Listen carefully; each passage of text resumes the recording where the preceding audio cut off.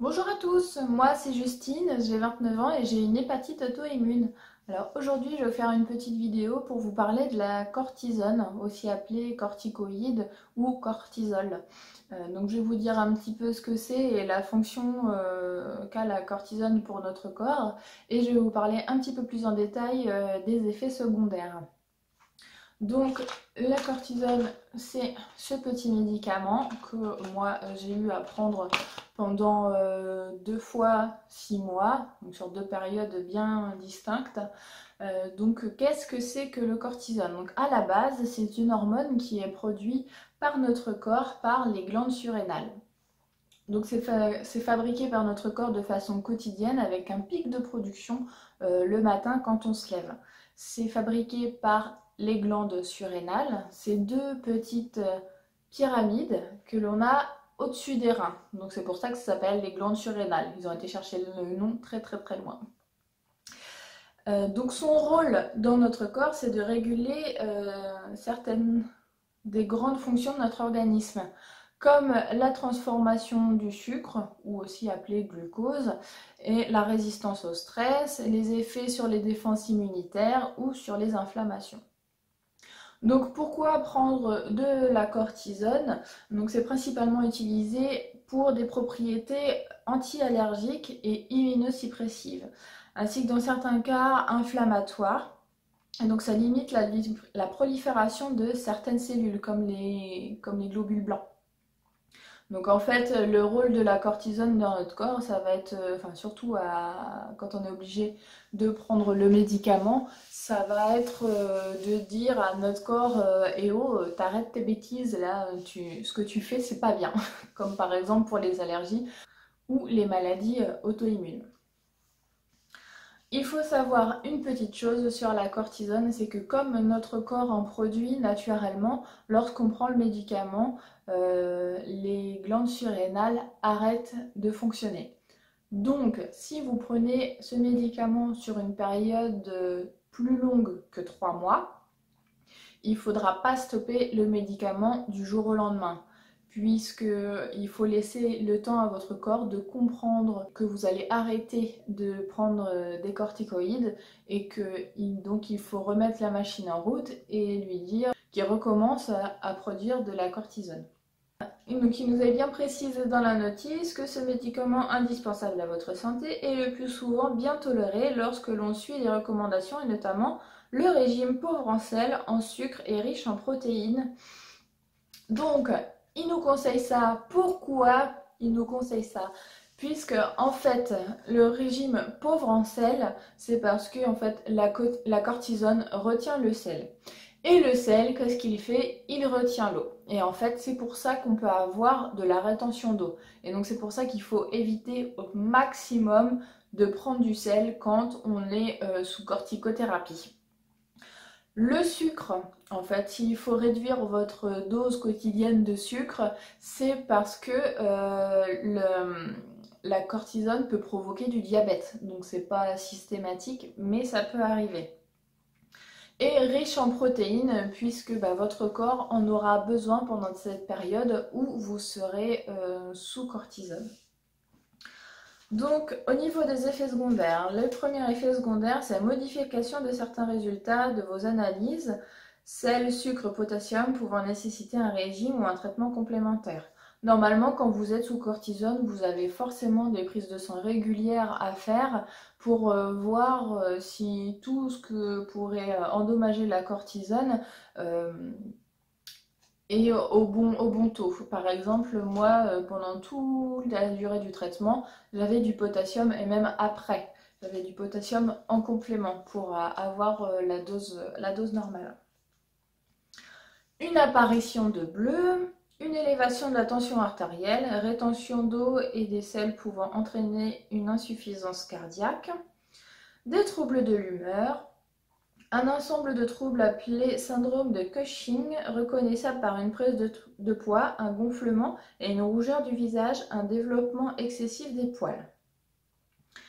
Une fragilité osseuse, des atteintes douloureuses des os au niveau des articulations et de la hanche, Les autres effets secondaires beaucoup plus rares ont été observés. Une production insuffisante des hormones par la glande située au-dessus des reins. Donc c'est ce que je vous disais, pourquoi il ne faut pas arrêter le traitement en plein milieu comme ça.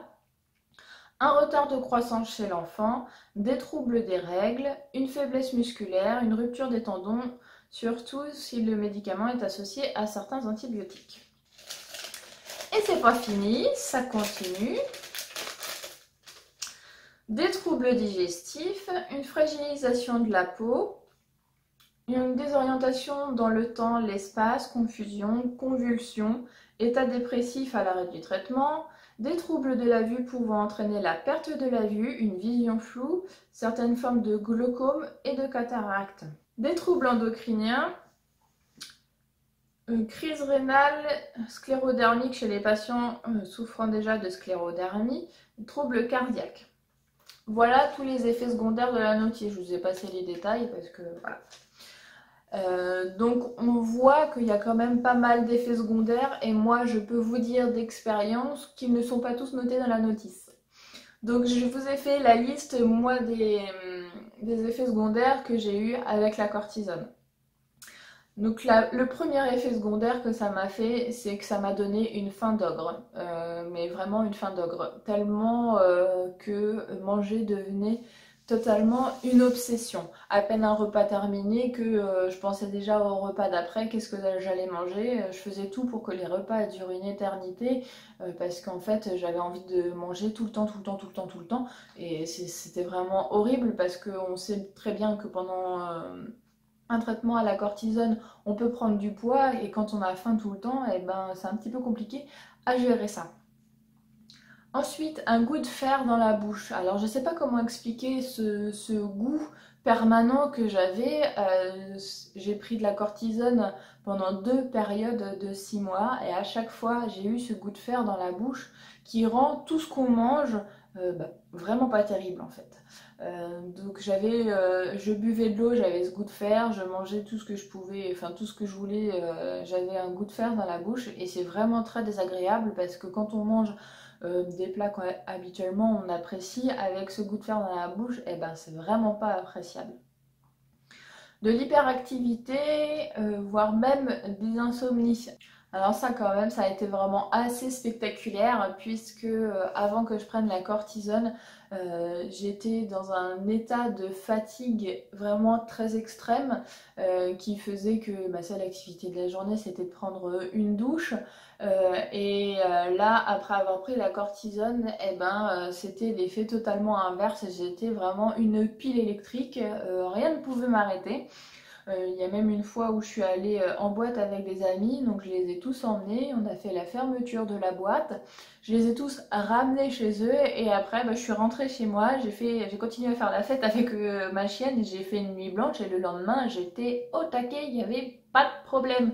J'étais vraiment, de toute façon j'arrivais pas à dormir, ou je dormais, je faisais des nuits de 4-5 heures, grand maximum.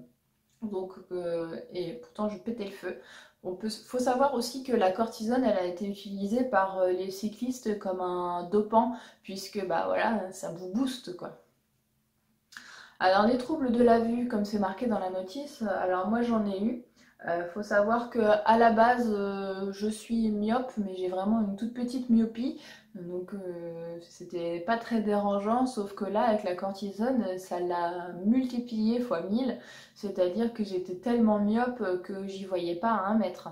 Donc je me souviens d'avoir fait les courses avec ma mère et c'était l'horreur parce que je voyais rien du tout et en plus à l'époque j'avais pas spécifiquement de lunettes. Et du coup, c'était un petit peu plus compliqué. Chaque fois, je piquais les lunettes de ma mère, même pour regarder la télé, parce que de toute façon, j'y voyais rien. S'il fallait lire des choses, je pouvais pas les lire. Donc ça, c'est un effet secondaire qui a duré à peu près une semaine, on va dire. Donc, ça empire les choses, mais après, ça revient à peu près à la normale. La fragilisation de la peau. Donc moi la cortisone ça m'a fait un effet sur ma peau assez important. Ça veut dire que pendant une longue période quand même, pendant la prise du médicament, j'avais la peau hyper sensible. C'est-à-dire que bah voilà, quelqu'un qui allait me caresser le bras, mais juste l'effleurer comme ça, bah, ça me faisait l'effet d'une brûlure en fait sur ma peau. Et c'est vraiment très désagréable. Pour pallier à ça, ce que je faisais, c'est que dès que je sortais de la douche, je me barbouillais de crème hydratante pour les peaux hypersensibles, de la tête aux pieds. Je prenais un truc basique hein, qu'on trouve en supermarché, hein. Je me suis pas ruinée là-dedans parce que je savais que ces effets secondaires n'allaient pas durer très longtemps.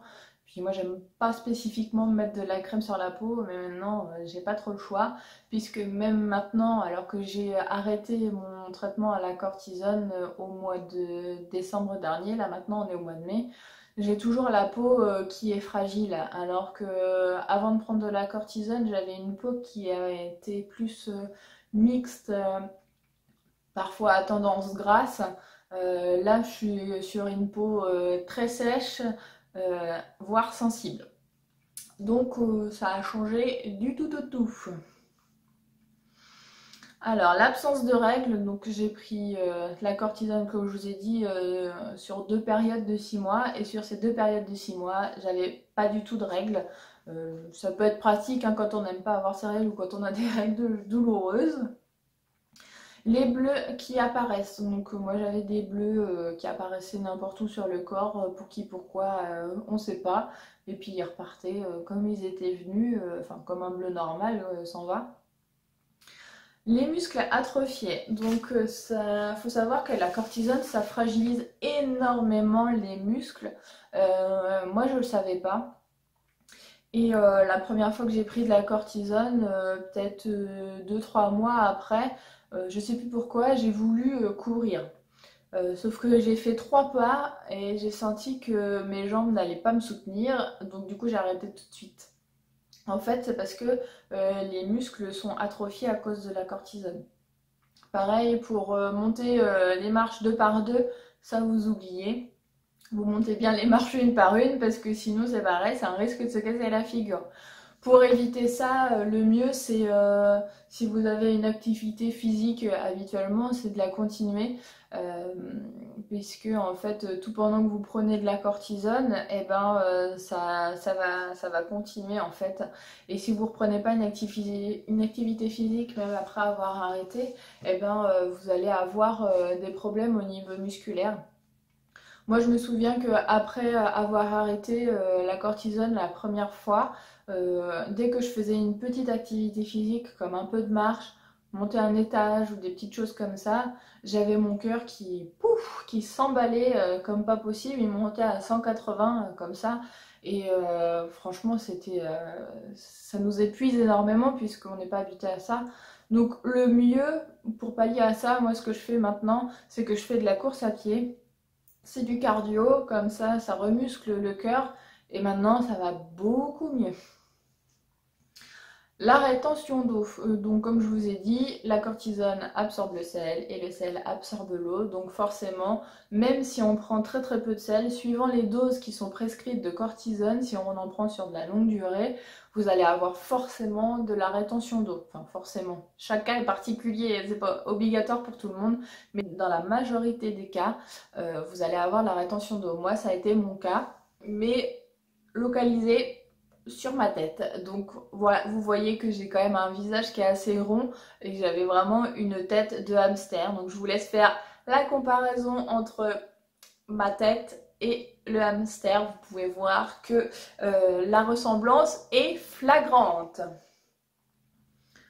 La pilosité développée, donc là c'est pareil, pendant le traitement à la cortisone, j'avais l'immense chance d'être hyper poilue. Donc là, au niveau de l'épilation des jambes, j'étais obligée de le faire beaucoup plus régulièrement.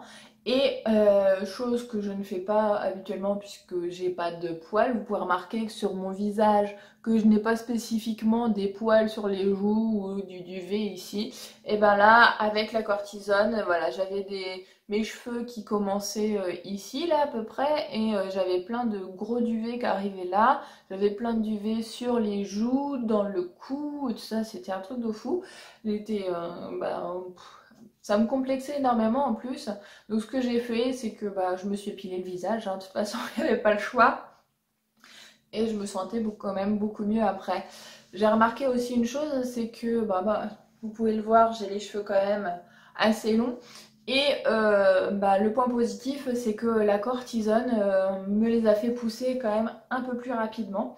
Et pareil au niveau des ongles. Bon bah là vous les voyez pas puisqu'ils sont vernis, mais ça les a rendus quand même plus longs, plus forts. Je sais pas, il doit y avoir un truc avec la kératine au niveau de la cortisone, mais voilà, moi ça a eu un effet, c'est le seul, hein, mais ça a eu cet effet positif. Voilà pour les effets secondaires, je suis sûre que j'en ai oublié, peut-être que ça me reviendra un jour, mais là je pense que je vous ai dit dans la globalité tout ce qui me concernait vis-à-vis de la cortisone. N'hésitez pas en commentaire à rajouter des effets secondaires que vous avez eus, qui sont pas forcément écrits dans la notice, que je ne les ai pas forcément cités parce que moi je les ai pas eus. N'hésitez pas à partager tout ça. Une information hyper importante, ne prenez jamais ce médicament-là si vous n'avez pas la validation de votre médecin. Comme moi, là, il me reste encore cette boîte-là, mais de toute façon, sachant les effets secondaires, je n'y toucherai pas si vraiment j'en ai pas l'immense nécessité. Sur ce, si vous avez aimé cette vidéo, n'hésitez pas à la partager et à vous abonner pour ne pas rater les prochaines vidéos. Allez, je vous dis à la prochaine. Salut!